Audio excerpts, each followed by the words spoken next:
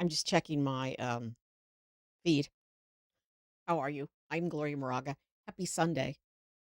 Just I'll be right with you. Oh, I'm not.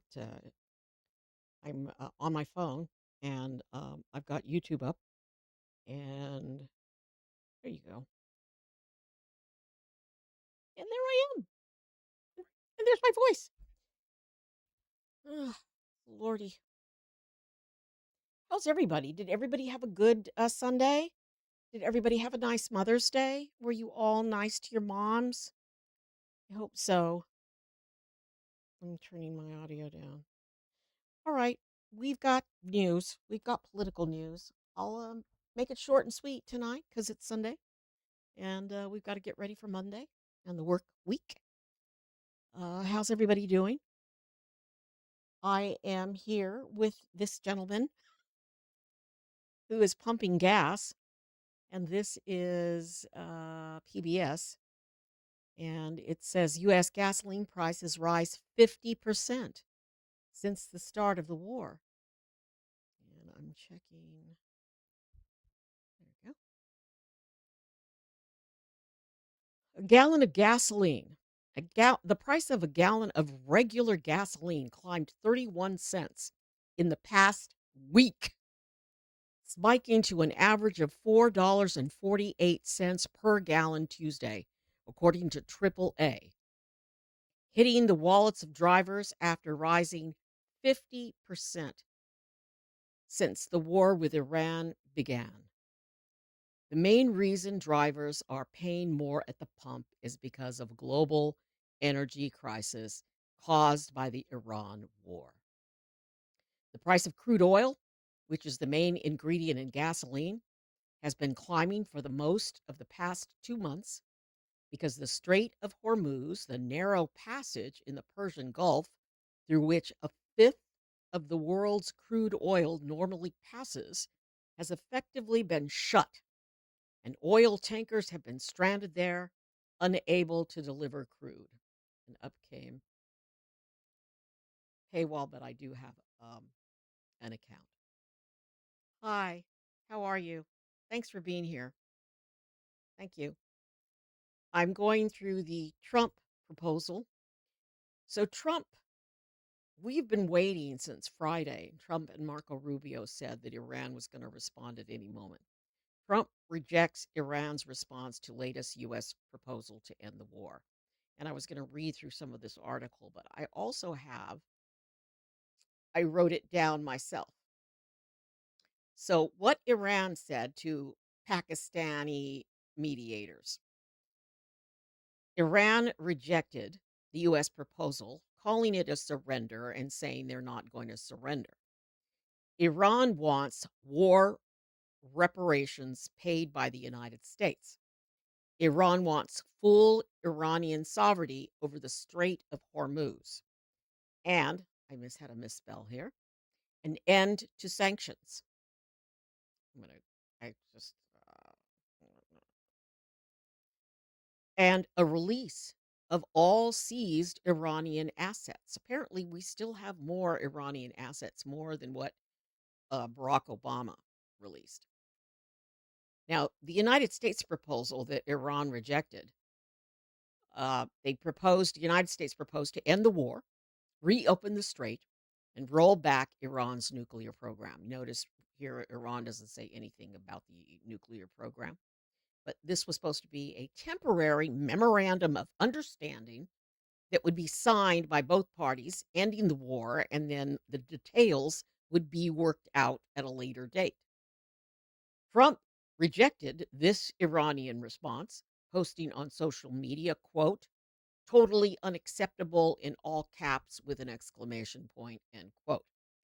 He provided no details, but before Iran rejected our proposal, Trump posted, Tehran is, quote, playing games with the United States for nearly 50 years, adding, they will be laughing no longer.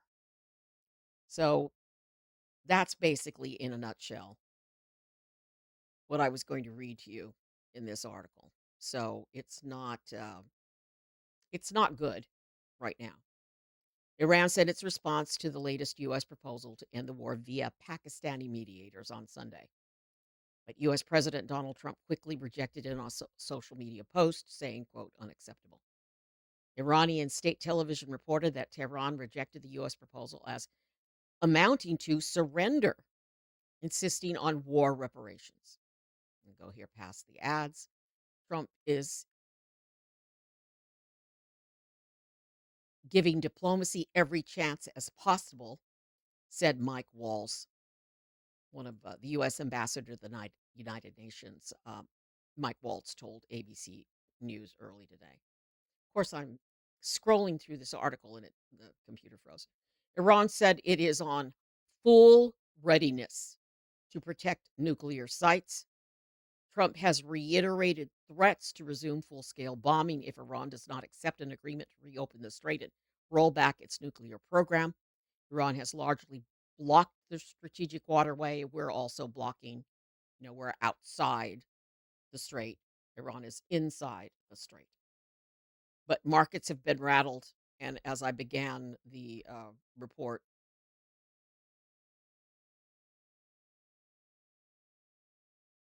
oil prices have gone up.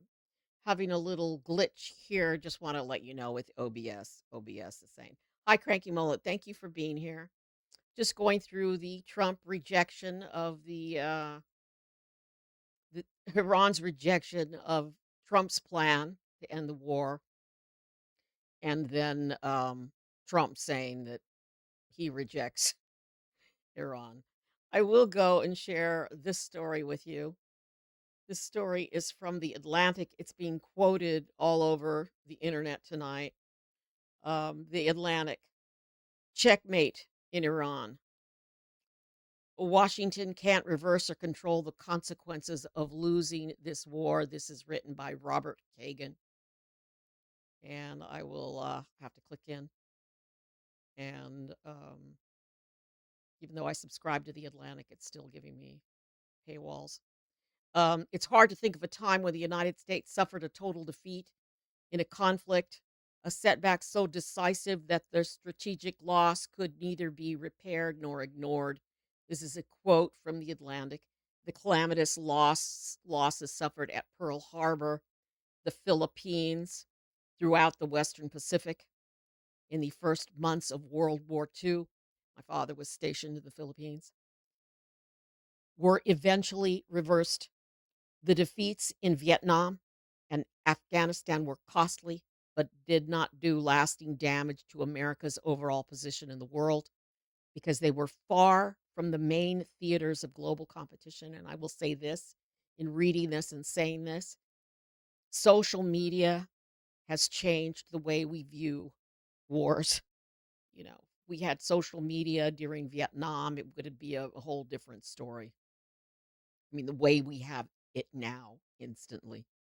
To go on to the article, quote, and I won't read, obviously, the whole thing. The initial failure in Iraq was mitigated by a shift in strategy that ultimately left Iraq relatively stable. So he's talking about war conflicts and unthreatening to its neighbors, but kept the United States dominant in the region.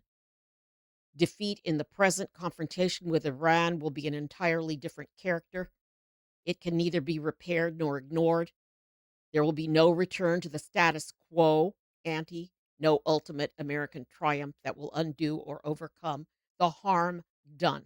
The Strait of Hormuz will not be opened as it once was. This is according to The Atlantic. With control of the strait, Iran emerges as the key player in the region and one of the key players in the world. The roles of China and Russia as Iranian allies are strengthened. The role of the United States substantially diminished. Far from demonstrating America's prowess, as supporters of the war have repeatedly claimed, the conflict has revealed an America that is unreliable and capable of finishing what it started, that is going to set off a chain reaction around the world as friends and foes adjust to America's failure. End quote. I'm going to stop reading because it's difficult to read.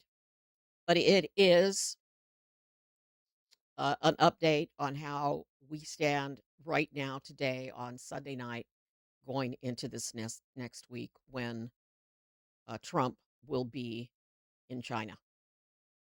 So Trump will be in China, and according to the Atlantic, his position is weakened. But we shall see. We shall see what happens. You know, one thing, watching Trump for 10 years, 12 years, you can't underestimate him. You can't. So I'll go to the Hill uh, to talk about what is happening in America right on gas prices. I can't make a prediction. I mean, he's basically, Wright is the energy secretary. He said on Meet the Press today, I can't make any predictions about oil prices or gasoline prices. The military part of the conflict, and this is how the Trump administration is playing all of this. The military part of the conflict took about what we expected, he said, referring to the war in Iran. After the main military operations have ceased, we are now in a negotiating period. We're using economic leverage against Iran. Aw, cranky mullet. Yeah, you're right, cranky mullet. You're right. They need to have you there giving some help in the background. But I don't think they listen. I mean, I watch Malcolm Nance every morning, Black Man Spy. He does the update on the war, and he's with you. He's basically saying the same thing. We're using economic leverage against Iran, and the regime is trying to cling on to its nuclear program. So obviously, this is part of the conflict that's gone on a little bit longer. Um, and gas prices are going up, and they've doubled. They've doubled according to I have all of the updates here from everybody. But we've got this happening this week, and experts, not me, but people who are experts on China, say that China doesn't get involved in wars with other countries. China waits. China waits, and when the war is over, China steps in and picks up and goes on, and they're doing well in many aspects with IT, with um, I mean, it's a whole nother story. It's a whole nother thing. So this is Reuters, and they're saying on the agenda is Iran, nukes, trade, and AI. So trade's a big deal. We'll see what if Trump can pull off anything. Um, so I've got Netanyahu, who tells a whole different story than Trump. Netanyahu was interviewed by 60 Minutes, and he wants this thing to go on. And I've got more on what's happening with Israel and the number of killings that have taken place just in one day, just today. I'll have that, but first, here's Netanyahu. Is the war with Iran over? And if it isn't, who will decide when it is? I think it accomplished a great deal, but it's not over because there's still nuclear material, enriched uranium that has to be taken out of Iran. There's still enrichment sites that have to be dismantled. There's still proxies that Iran supports. There are ballistic missiles that they still want to produce. Now, we've degraded a lot of it, but all of that is still there, and there's work to be done. How do you envision the highly enriched uranium will be removed from Iran? You go in and you take it out. With what? Special forces from Israel? Special forces from the United States? Well, I'm not going to talk about military means, but what President Trump has said to me, I want to go in there. And I think it can be done physically. That's not the problem. If you have an agreement and you go in and you take it out, why not? Problem is, we don't have an agreement. We don't have an agreement with them. I mean, we had an agreement before under Obama, and we don't have an agreement now. And they're not moving toward making any kind of agreement regarding the nukes. But this guy just wants to go in and troops on the ground. And he stopped short of saying, "Oh yes, it'll be Israel. Israel's going to be right there fighting with Americans." No, he doesn't say that. Now, I have a report, and I'm going to show you. This is Al Jazeera.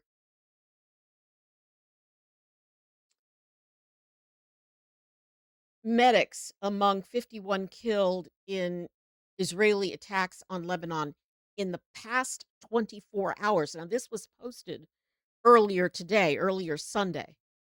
Um, since the ceasefire began, the most failing ceasefire ever, maybe Russia and Ukraine's ceasefire is failing a little bit worse. Um, since the ceasefire on April 16th, 500, excuse me, since the ceasefire April 16th, 552 people have been killed in Israeli attacks on Lebanon. And they're allegedly in a ceasefire. And this is another thing that Iran wants. And I'm just going to say again, just to go on record, I am not in any way supportive of Iran. It's a horrible regime, horrible. Um, but wow, what are we doing? And what is Israel doing?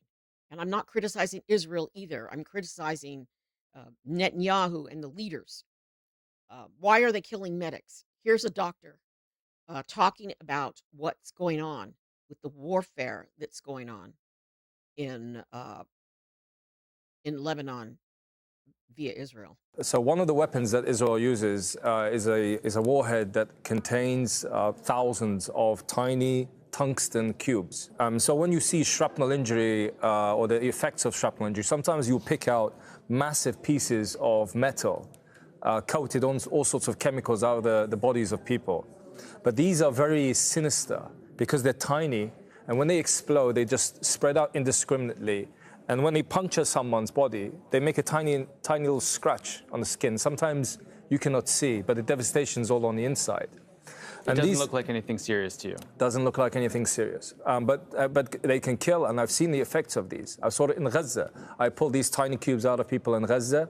I pulled these cubes out of evacuated people from Gaza in Amman in Jordan. And I pulled out the same cubes from Lebanese people as well now. They use weapons that are indiscriminate. They hurt people who are clearly civilian. And it's, again, a series of unspeakable crimes that they're committing. And that's happening, that's coming from someone who wants to continue the war, Netanyahu, continue the war and go in and get the nukes, get the stuff, as he said to 60 Minutes. So, and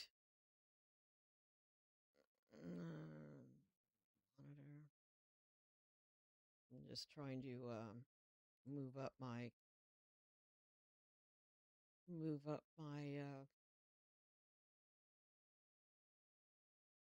my sad man.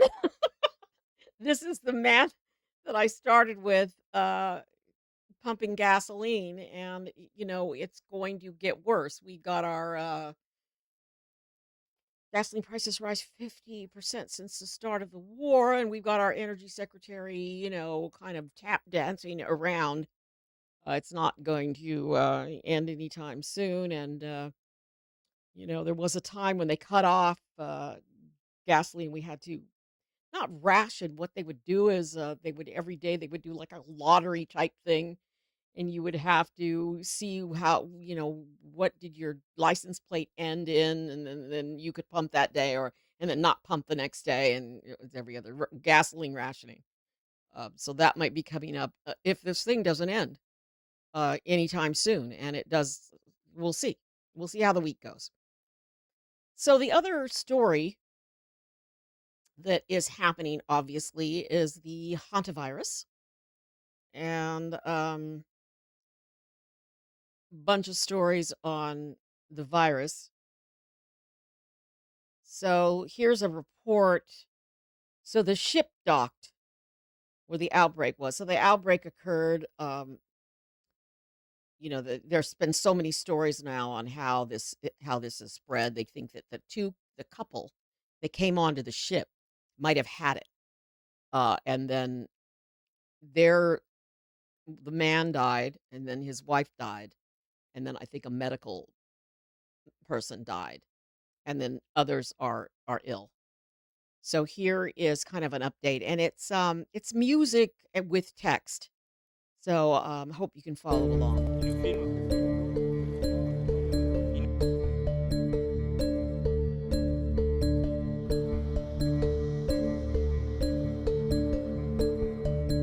So the ship arrived in the Canary Islands. Of course, I cannot, help but update you on it. Ship, and then they're spraying people down and they're disinfecting them as they come off, and then they're all going to go to various countries, and I'll show you that in a sec.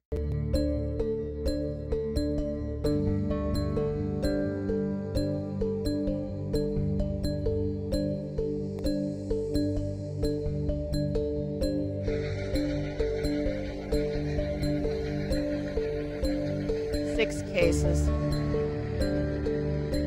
A las 6:30 llegó el buque, a las 7:30 Sanidad Exterior embarcó junto con los profesionales médicos que están en la embarcación para hacer una primera evaluación de los pasajeros y de la tripulación.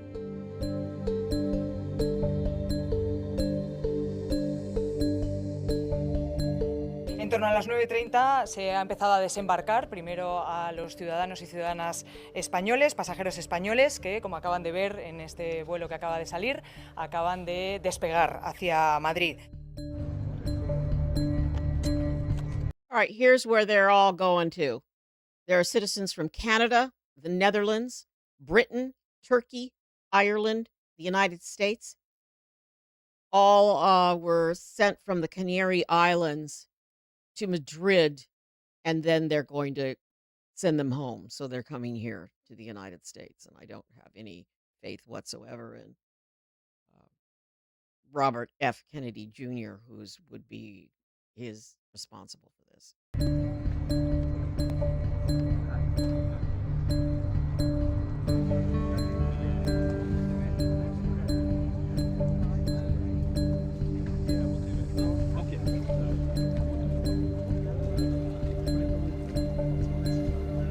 This is not another COVID.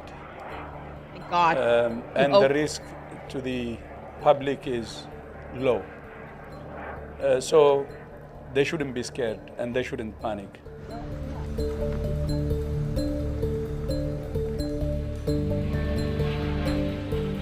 So I don't know if you caught that there, 42-day period. So the Americans are going to have to be in quarantine for 42 days, and it's pretty much isolation alone in the facility in Nebraska, where they had sent, where they've got facilities there.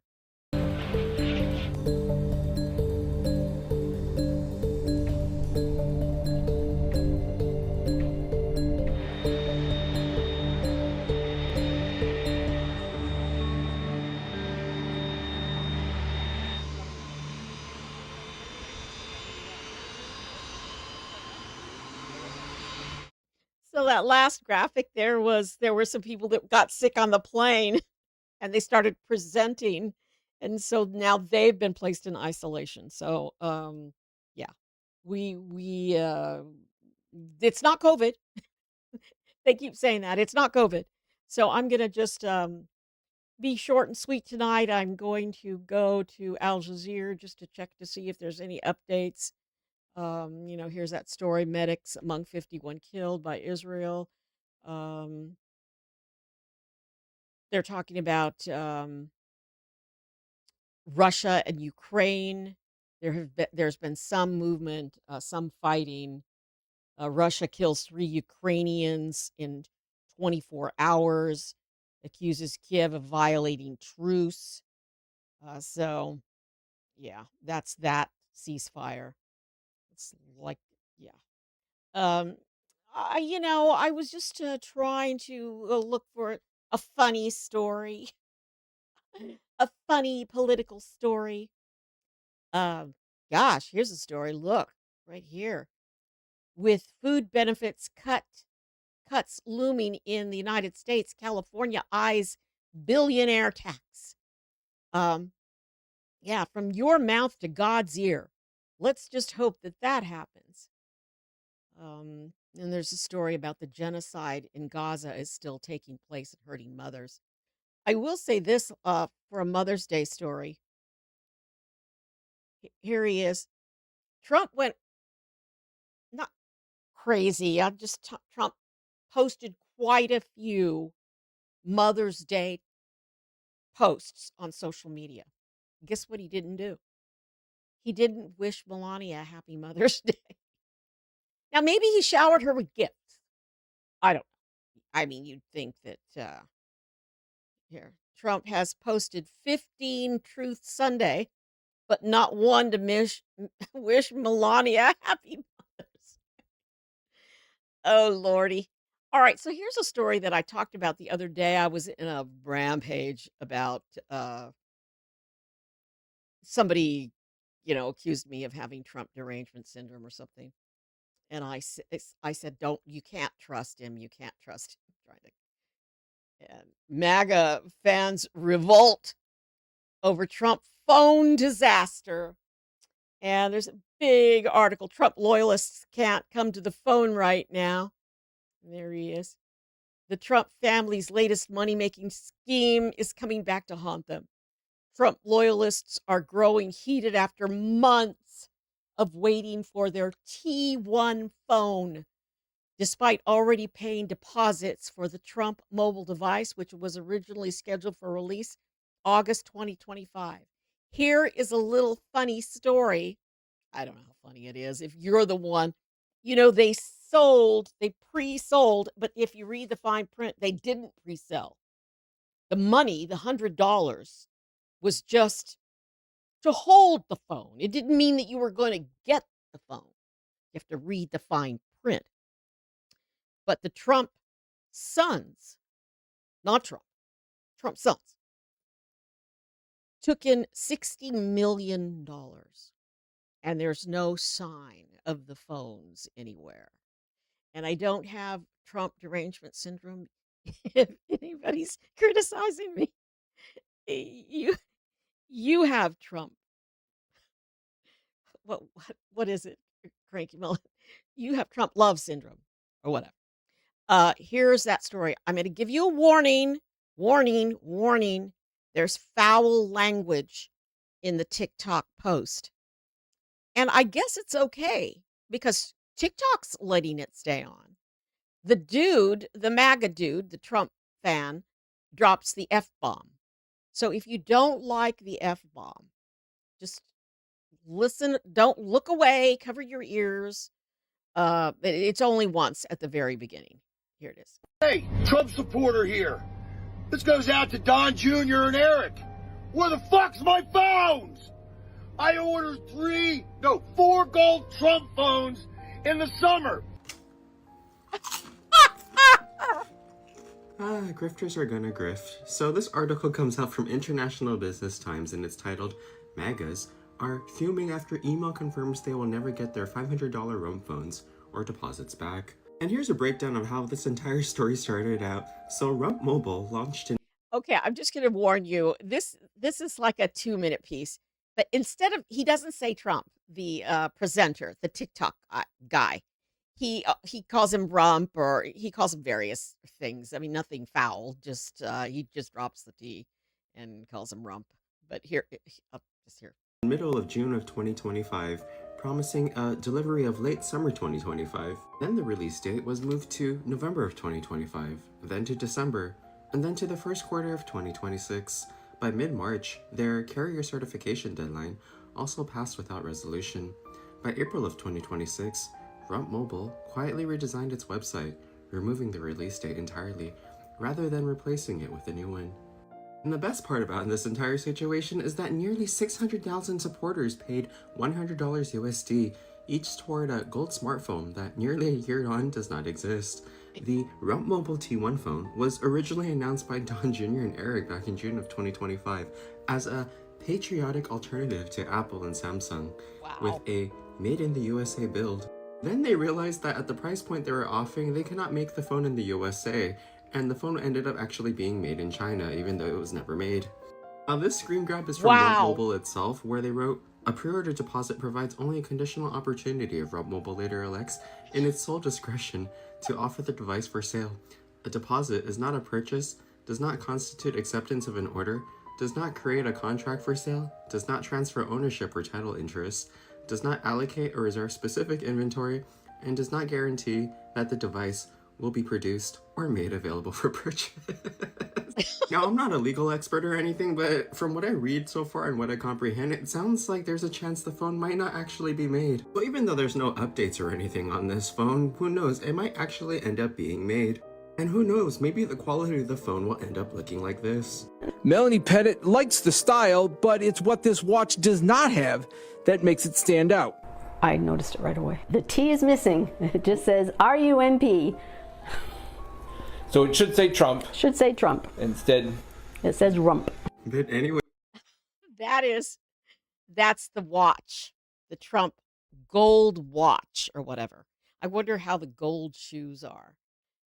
Here's what I don't understand. I just read in Military Times or someplace that the United States is going to start using the drones that Trump's two sons invested in. Now the drones, the design of the drones come from Ukraine or they come from Russia. So they stole the design, but they're making them now here. And the two Trump sons have a stake in this company that we, the United States taxpayer, were paying for these drones, and Trump's kids are getting money from those drones. So taxpayer dollar. They don't need the money. They don't need to be selling fake phones. Why do this? It's wrong. It's just wrong. So I don't know. I thought that would be funny, but it just makes me angry. Hey, so I don't know about Congress. Congress should be coming back soon. MAGA Mike dismissed the House for 2 weeks.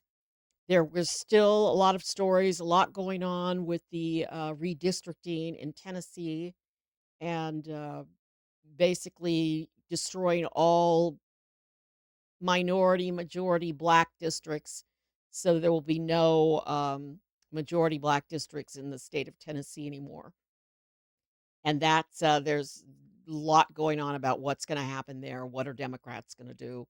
Democrats are saying they want to take the high road in Democratic states and not redistrict to counterbalance what Republican governors are doing. So we'll just keep an eye on that. And I am working on a video on the governor's race in the state of California because it looks like this billionaire is moving up.